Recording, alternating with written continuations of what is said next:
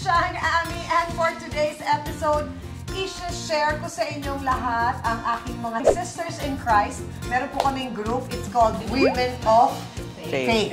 Woof, kumbaga. Kasama natin for today, of course, Sister Lay. Ang aming corporate woman. Oh, slave! At ang aming businesswoman. Napakagandang si Sister Hazel. Hello. At ang aming engineer. Yan na si Sister Cecil. Lahat kami mga miyembro ng kagandahan, syempre. At lahat kami in love kay Jesus Christ. Amen. Amen. Yeah. So nabuo ang grupo 2013. Actually, matagal na silang magkakasama. Ako lang yung inadapt nila. Dahil bago ako sa church noon, sa Capital City Baptist Church. And yun yung time na nagtanong ako kay Pastor Ray na sabi ko, gusto ko ng Bible study group. Tapos ito na nga yung binuo ni Ate Glo. Magkakasama kaming lahat. Hey, hey, hey! Welcome to Fun Siyang Ami! Be inspired, be bongos, be fun siyang A, all day, every day!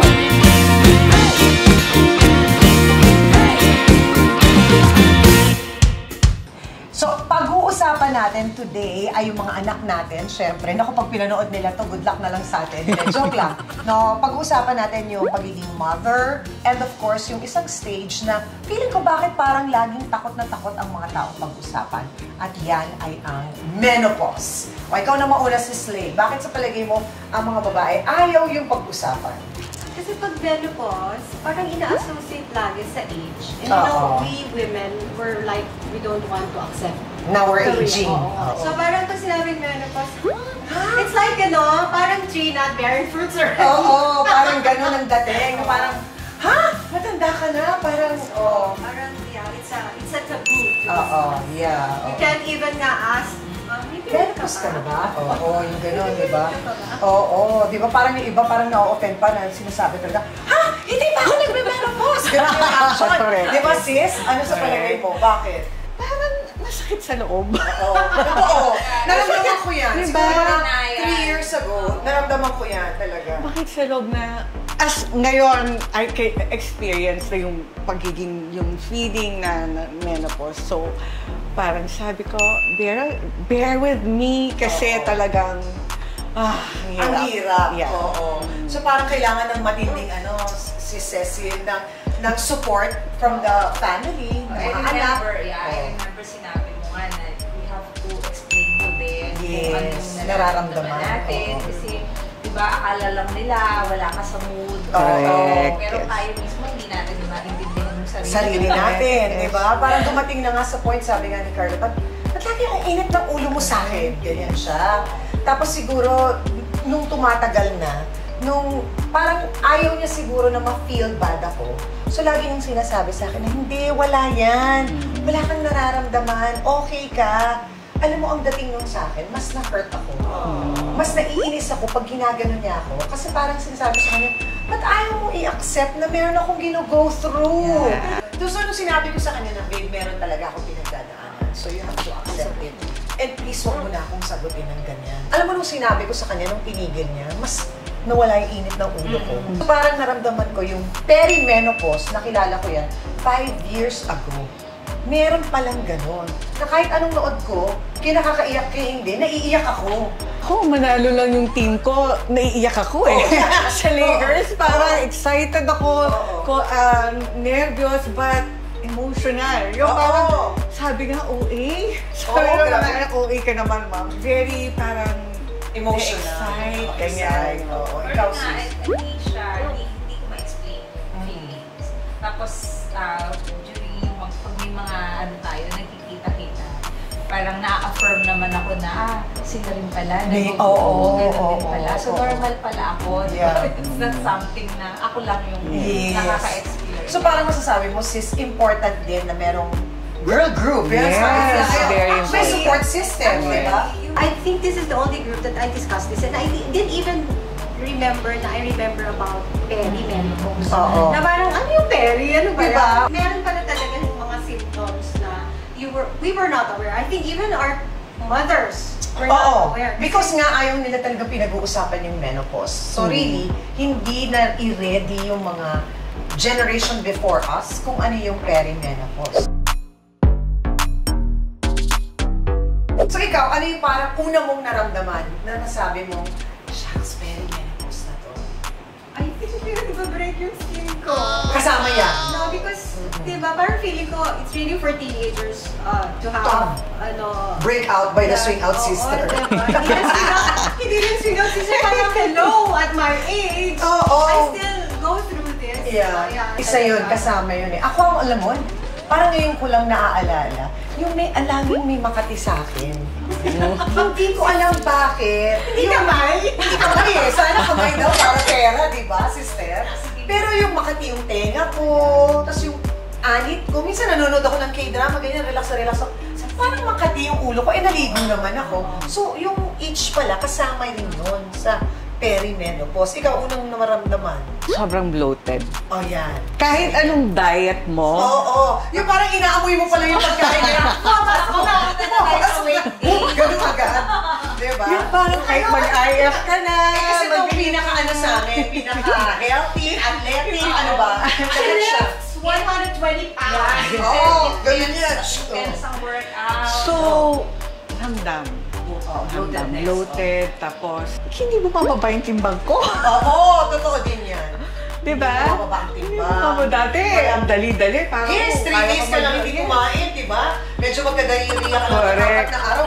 Ayat mo na agad. Well, ako kaya ako nasuspect ko rin na parang perimenopause ako. Kasi di ba nagka-high BP ako? Oo, So, yun din. I had to, yung cardiologist ko wala namang makitang problem. So, they told me to ask the OB. Oo. Kasi baka nga daw, it has something to do With your hormones, yeah. oo, and all that. So, na-confirm mo nga. So, Peri na ito! pinatigil ako with my pills kasi I'm taking pills eh. So, pinatigil ako with pills. So, yeah, sabi ng OB, it has something to do with Oo, perimenopause. Ikaw sis, anong sa palagay mo yung importance din naman ng having a strong faith while you're going through menopause? Yeah, let's Importante listen to din yan. that. Ito kasi pastora namin eh. Oo. I can tell everything to the Lord. Oo. Like, He's a personal God. So, Lord, ang sakit ng puson ko. Lord, help me to find a good OB. Ako talaga, I really have to take good care of myself. Kasi, sabi ko nga, exercise is part of my routine. Pag kunyari tinamad ko to, kunyari, I don't feel like doing it, ano mangyayari sa akin? Talagang, binibuhat ko yung sarili ko talaga. Kahit I don't feel like working out, I have to. Uy, pero alam mo, there's also this study na lumabas na nabasa ko dahil nga, ang dami ko na rin binasa tungkol sa menopause. So parang pagdating mo rin daw ng mga 50, kailangan din daw yung exercise mo. It is something na hindi nag-cause ng stress to your body. Kasi pag nag-cause siya ng stress sa body mo, tataas ang cortisol level mo. Pag tumaas ang cortisol level mo, it will affect your hormones. So magkakagulo-gulo na naman sila lahat. So pag-usapan naman natin kung importante ba na dapat yung pamilya, yung mga anak lalo, nakasupport, alam nila yung pinagdadaanan mo, gano'n. Kasi mayroong ibang nanay, syempre, ayaw nilang ikwento kasi parang ang image ng isang nanay, super tao, kaya lahat, di ba, sister, parang gano'n. Parang na-recall ko. Pero mahirap din mag-expect sa kanila eh. Di ba kasi sabi mo nga, baka mamaya, imbis na makatulong, dahil marami tayong expectation sa kanila, madi-disappoint pa tayo. Pero siguro it will help din nga na explain lang din na this is what I'm going through, kasama to sa sad to say, sa pagtanda. Oo, sa journey namin. Siguro it helps that I have a medical student at home. Oh, yes. May doktor tong anak eh. Magdo-doktor pala. Nagdo-doktor. He's able to educate me a lot of things regarding that. Oo. And he would assure, actually ba siya kayo nag-assure na, Mom, it's alright. Because it's really part of your body and your age and what you go through. Siguro mas importante sa akin, yung husband yung magsusupport rather than my children. Kasi at the end siya rin din naman ang makakasama mo. Mawawala lahat ng mga anak mo, magkakanya-kanya ng pamilya. So yung asawa pa rin talaga dapat Akin, nakasupport. more than, I don't expect much from my children, but rather, mas marami akong expectation kay husband. Oo. Ikaw, sis. Very important na sabihin Oo. sa mga anak and sa husband. Kasi yung husband ko, pagpapasok pala ako sa kotse, oh, nangyayari sa'yo, parang pawis ka. Pagod ka. Pagod ka. Kailangan malaman nila. Para, alam mo yun, hindi na sila nagtataka. You know, para aware din sila na meron tayong pinagdadaanan. Yes, kasi importante din na alam nila at naiintindihan nila.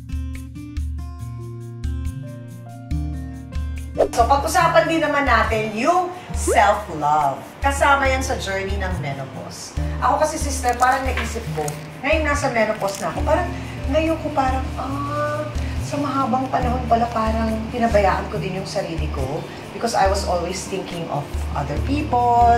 Tapos ending parang laging ang napupunta lang sa'yo, parang butil-butil lang. So ngayon, nare-realize ko na yung self-love ko ngayon, yung mas na-enjoy ko yung sarili ko. Nandun na ako sa journey ng buhay ko ngayon. Ikaw, sis, nasaan ka na sa journey ng buhay mo ngayon? Nanay pa din at asawa. But I would always say na I'm a wife. Kaya na malaki na sila. Mag-uumpisa ako doon sa nag-create sa akin. So I make sure I have quality time with the Lord. First Every things day, first, yes. every day. Yeah. First things first. In order for me to share Him to others, yun ang ano ko, yung goal ko now. And para nabibigyan ko ng godly advice yung mga anak ko. Sinabi kanya-kanyang journey with the Lord, diba? I just make sure na I take good care of myself, but most importantly, spiritually. But yung sa sarili mo naman, syempre, nandun ka sa stage na since nasa menopause na nga, pareho tayo, diba? Kumbaga ganun. So how do you take care of yourself? I really make sure I have my exercise. Hindi pwedeng mawala yan. Monday to Friday, Saturday, Sunday is my rest day. Hindi pwedeng wala. Part na yun. Yeah, part na yun ang lifestyle ko. Wala namang guilt feeling. Kasi siguro nga, yung mga ano namin, at yun naman na kailangan. Nandun ka. Iba siguro talaga, tama, stages yun. Stages, Dahil nga siguro yung mga anak namin, teenager na, hindi na masyadong naghahanap ng atensyon namin. So we can really spend time, makapagplano kami na mag-spend time na doing the things that we love. So ang me time mo ay ang pag-golf.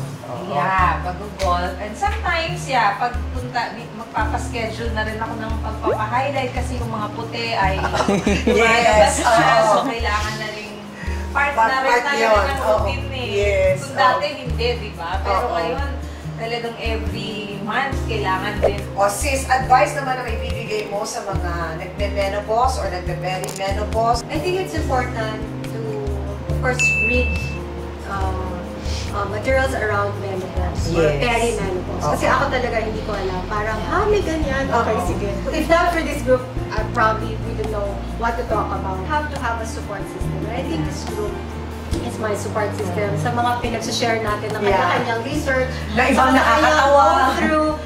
You could empathize na, I'm not alone. Yes. Keep on moving. Diba? Kasi mahirap yung naka-ano lang tayo. Steady ka lang sa bahay. Yes, you have to move your body. Pilitin mo yung sarili mo na mag-exercise. Ang dami na pwedeng gawin. Si Samson dyan yung YouTube. Lahat sa YouTube. Type mo lang Zumba. 30 minutes. Jumping jacks. Jumping jacks or do whatever to keep your body moving. Minsan, meron akong tinitingnan din sa YouTube, yung breathing exercise. Yes, important. Kasi I remember sabi nung doctor ko, learn to manage your stress. Oo, yung di ba? Kasi minsan, yung mga nararamdaman din natin, connected sa stress. Tapos yung hormonal change natin, stressful din siya. So sabi ng doctor ko, learn to manage your stress. Ako nga ngayon, pag uwi ko ng bahay, talagang sineset ko yung mood ng buong kwarto. Yung sasarado ko yung curtains, tapos maglalagay na ako ng mga essential oils. Sasabihin ni Papa Carlo, ayan na naman yung mga oil na dasal. Sabi ko, grabe ka, babe, walang dasal ko. So, lavender, diba? Tapos lemon. Tapos i-on ko na yung TV. Tapos ilalagay ko na siya sa mga relaxing praise music or piano or kasi yung mga tunog lang ng mga ibon na mga prit, ganyan. Sineset ko na yung mood ko ng ganun pagdating ko after ng showtime para alam na rin ng body ko na papunta na tayo sa relaxation. Basa ka ng Bible, konti, di ba? Tapos memorize ka ng verse, tapos tulad. Parang ganun. Important. Gising ka rin na. Gising ka rin. Gising ka rin. O siya, kumain na tayo. Thank you for watching. Sana marami kayong natutunan sa aming episode for today. Thank you, and please subscribe to Fun Fun Chang Ami and click that bell button at syempre mag-subscribe kayo. At always remember, be inspired, be Bongils, be Fun Fun Chang A all day, every day. Bye!